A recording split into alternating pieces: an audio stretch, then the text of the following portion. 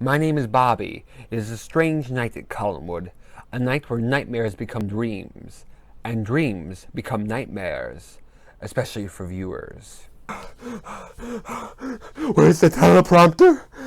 Julia, if you do the experiment again, if both Barnabas and my creation live, if they both live, Barnabas will be free and healthy.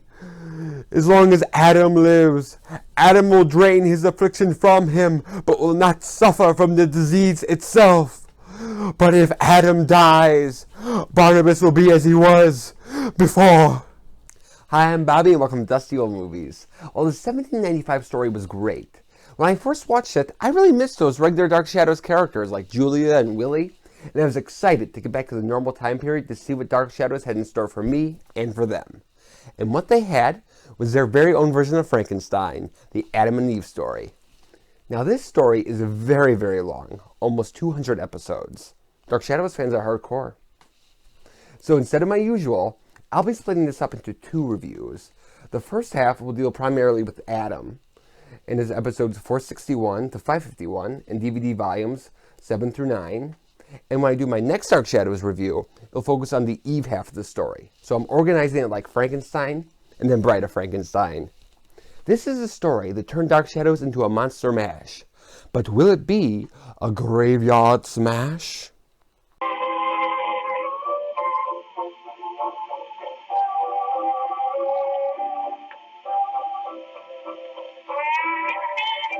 By groovy 1968, Dark Shadows had come into its own.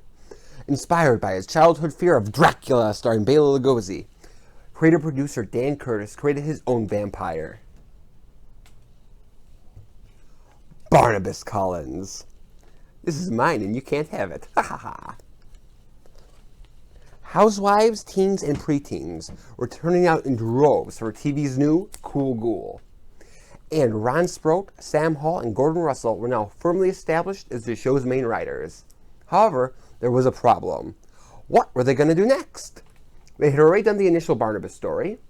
Then they went back in time to do his origin story, but that storyline was quickly coming to a close. So Dan Curtis went back to his old childhood fears once again. After Universal released its huge hit Dracula in 1931, they promptly followed it up with another classic horror story, Frankenstein, starring Boris Karloff as the monster. As a kid, Dan loved and was fascinated by Frankenstein too. Since Barnabas was his Dracula, he decided to follow Universal's lead and create his own mad scientist laboratory and his own Frankenstein's monster, Adam. Dan Curtis and the writers took ideas from the Frankenstein novel, the Frankenstein film, and its sequel, The Bride of Frankenstein, and incorporate them into the Dark Shadows world. Dr. Lang was their version of Dr. Frankenstein. In the Universal films, Dwight Fry had played both Dracula's slave Rainfield and Fritz the assistant in Frankenstein. So naturally, Barnabas' slave Willie, played by John Carlin, comes back as the assistant to take care of and torture Adam. And Nicholas Blair functions as the Dr. Pretorius role, the flamboyant instigator of Adam wanting to mate. Riding high on their past success, the cast and crew were ready to explore greater and more fantastic horrors in the world of Collinwood. Victoria Winters has returned from her journey in 1795. Barnabas is desperately concerned that she has discovered his secret. The two go off to get married, but when Vicky sees her love from 1795, Peter Bradford, the two have a car accident. Barnabas wakes up in the care of Dr. Lang, who's discovered his secret, but has a plan to cure him. Create a monster. Dr. Lang has assembled parts of old dead bodies to create the body of Adam. In the experiment, Adam uses Barnabas' life force and drains Barnabas of his vampire affliction. Meanwhile, Roger Collins has been behaving strangely and marries a girl he just met named Cassandra, who is actually the witch Angelique in disguise. I never would have guessed. Angelique creates a dream curse that when it reaches Barnabas will turn him back into a vampire. Victoria Winters meets and falls in love with Jeff Clark, whom she believes is really Peter Bradford from 1795.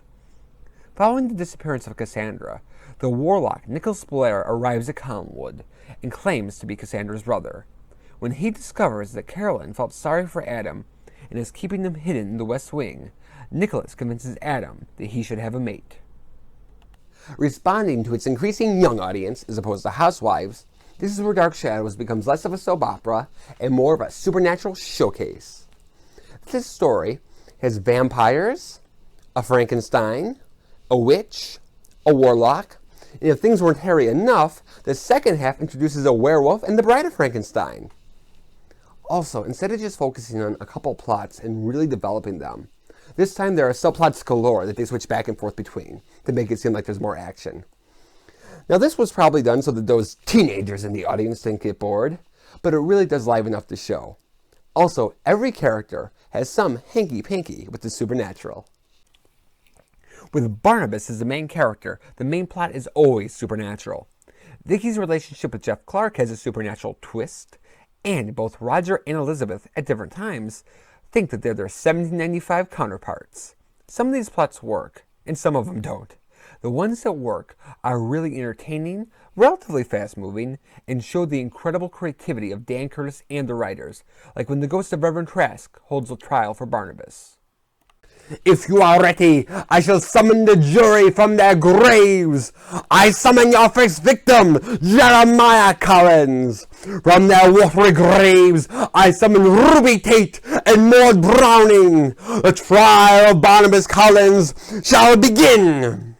However, some of these subplots don't work, and because the focus is on the action and not the character drama, the ones that don't work take on a very paint-by-numbers quality, where they're just going through the motions to get through the story, and they're not really exploring it. And the biggest offender is the Dream Curse, which is a substantial subplot where Angelique has cast a spell so that multiple people will have a nightmare, which will eventually get back to Barnabas. And this is how it goes. I had a terrifying dream. I must tell you about it. I'm all ears. Begins with a knock at the door. How fascinating. Would you like a sedative? I must not fall asleep. Of sight and sound and faceless terror, of unending corridors of trial and error, ahead a blazing light does burn, and one door leads to the point of return.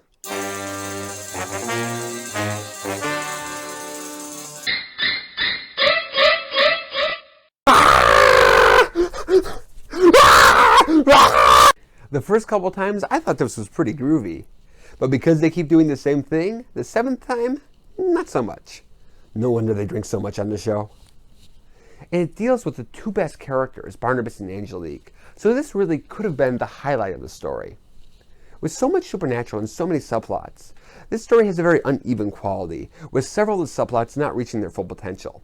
Oddly enough, I thought this was the same problem that the Johnny Depp Dark Shadows movie had. While I have problems with the plotting, one thing I do not have problems with are the monsters.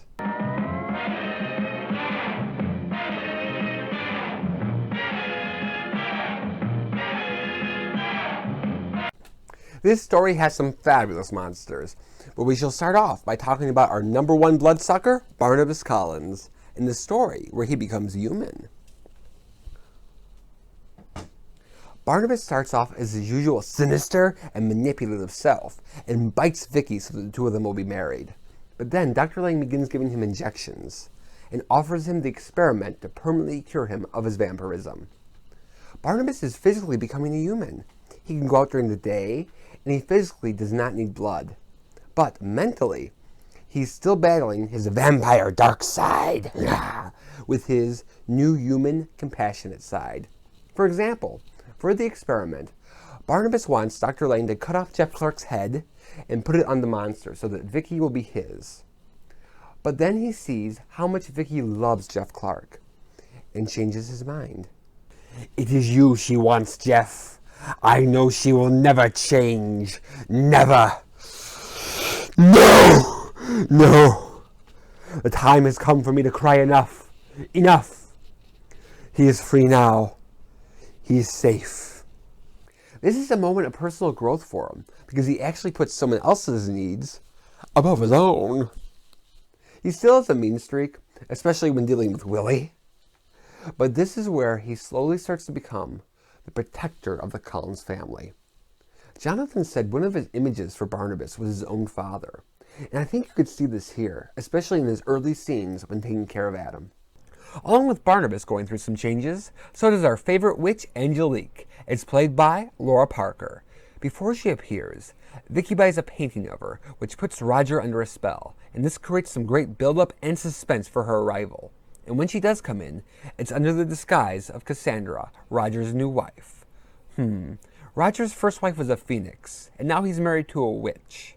No wonder Louis Edmonds was gay. Laura does a great job at pretending to be the fragile and sensitive Cassandra, and turning around and being her usual evil self. In the previous story, Angelique was the ultimate baddie. But when Nicholas Blair arrives and is punishing her for not being evil enough, and she is suddenly fighting for her life, it humanizes her, and you feel sympathy for her. You'll have until midnight to figure out what went wrong. Otherwise, we'll have to dispense with your services. No, that's not enough time. What if I can't? Would you like a little taste of what's in store for you? Nicholas, please, please! Look at your hand. Look at your hand. Ah! No, no, no! Speaking of Nicholas, let's talk about my all-time favorite warlock, Nicholas Blair. He's played by Humbert Allen Estrado. First of all, he has a great sophisticated look. With that thick dark hair and mustache, he absolutely looks like the devil. And I mean that as a compliment, darling. Nicholas comes to Collinwood claiming to be Cassandra's brother, but is really there to carry out Satan's will. And you thought your boss was bad.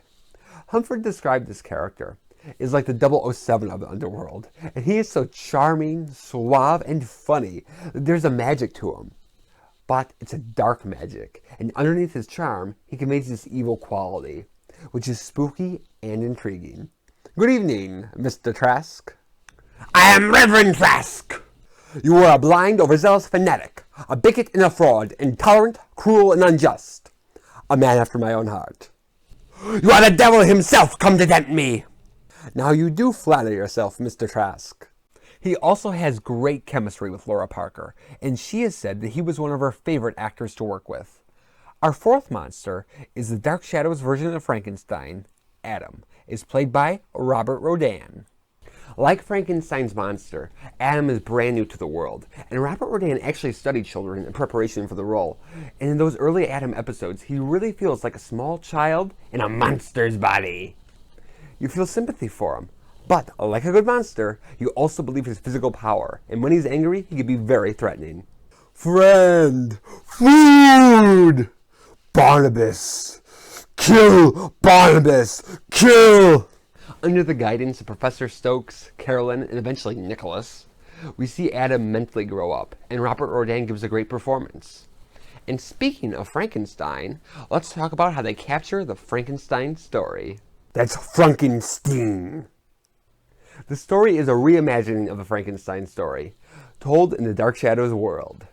They reproduce many of the major events of the first two Frankenstein films, and some of the ideas from the book. Adam is a combination of the movie and book monster, with the innocence and childlike quality of Boris Karloff, but with the speaking and thinking skills of the book's monster. Angelique puts a spell on Sam Evans to make him blind, and they reproduce the blind man scene. And Adam is often chased and abused by the authorities. Overall, they really capture the spirit of Mary Shelley's, and to a greater extent, James Whale's Frankenstein. However, up to this point, they don't really bring much new to the table. If you think of the first Barnabas story as being like a ripoff of Dracula, we're talking about you, buddy. They made so many changes. They had the vampire be sympathetic. They had the Van Helsing character be a woman who wants to cure Barnabas. And they really made that story stand on its own. But here, they don't make those highly creative changes to bring the story to a new level. And instead, it just comes off as Dark Shadows doing Frankenstein. And the book and the movies were so good, it makes the Adam character, through no fault of the actor, more on the forgettable side. Overall, I'm a little disappointed so far, but I do see some potential. So I'm going to wait to give my final thoughts and rating after I'm done watching the second half of this story, which I'll be covering in my next Dark Shadows video, and we'll find out about Adam's mate. So for now, thank you for watching Dusty Old Movies. Have a groovy day, and I've got almost 100 episodes of Dark Shadows to watch.